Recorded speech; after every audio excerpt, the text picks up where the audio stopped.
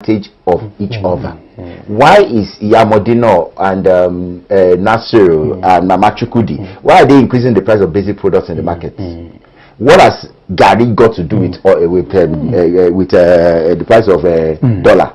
But we're all taking advantage of each other, and then it becomes it's like a cascading chain. I take advantage of you, you take advantage of me. So, for instance, as a developer, price of materials have like quadrupled in under 6 months. Yes. I increase my price. My subscribers complain, we make noise. I do some escalation for them because I have no choice. And they say, okay, well, I'm not going to pay more than this or this also. And I say yes. I move back to site. Within another 2 months again, I'm back again asking for more money. Then they say, oh, contractual dispute. And we say that the project has failed. Because you have, I'm not saying that we should have price controls, but I'm saying we need to make sure that things are realistic. And as far as I'm personally concerned, if cement people decide that they want to start selling cement at 10,000 a bag, no problem. Then please, government, remove the constraints on people importing cement. Since Nigerian cement is now going to be one of the most profitable in the world, hey, let's all begin to import cement. I don't have to buy Dangote cement. I don't have to buy from Samad. I can bring in my own. So let's all do free for all. Let's all begin to bring it in. You will be surprised that the price will crash because they no longer have the monopoly, which is what they used to thrive. Okay. And when you think about this whole sequence of things, when you look at what does the government control? Fiscal policies. Let government use fiscal constraints and incentives to regulate behavior. So if manufacturers decide that they want to start spiking all their product prices, tax them appropriately and then give people concessions, find ways of being able to pass the concessions and the benefits of the additional taxes to the masses, because the masses are the ones that need the help, not you and I. We are not the masses. You and I are still able to feed. The people who depend on daily subsistence wages to live, and we're choking them.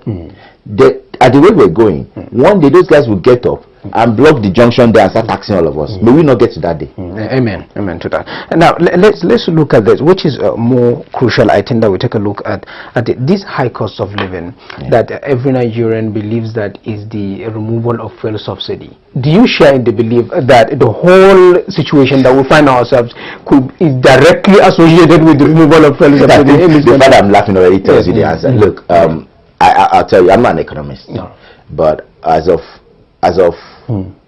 this is 2024. As of 2 years ago, I've been one of those making noise that Naira was overvalued. I personally believe that that's erroneous, foolish defense of the Naira that the previous CBN administration management went on was ruinous. It ended up destroying rather than creating value. You see, Nigeria can no longer operate in an island. We are part of a global community. Exactly. And whether we like it or not, it will impact us. Okay? So, first, removal of oil subsidy was something that we had no choice. It had to happen. We couldn't even afford it anymore. Because what had happened was, under the Jonathan administration, they were giving it free for all. They were sharing money to everybody. And then the company was going to be bankrupt. Under Buhari, NNPC was now the one importing. But what did NNPC do? They stopped selling our crude and started doing oil swaps. So Nigeria was not making money anymore as much as we used to. I'm putting it in simple terms. We're not making as much money as we used to make from selling crude. We started doing oil swaps so that everywhere kept wet. We all had petrol. We were happy. But the petrol was not being sold at the right price. So what were we doing? We're taking money from this pocket, putting it inside this pocket, and saying, okay, I'm hungry. Why won't you be hungry? You're not creating value. Okay? Exactly. You're being a parasite on your own self. So we ended that. Now, could it have been ended more stylistically? Probably. Should there have been better communication? Definitely. But it was inevitable.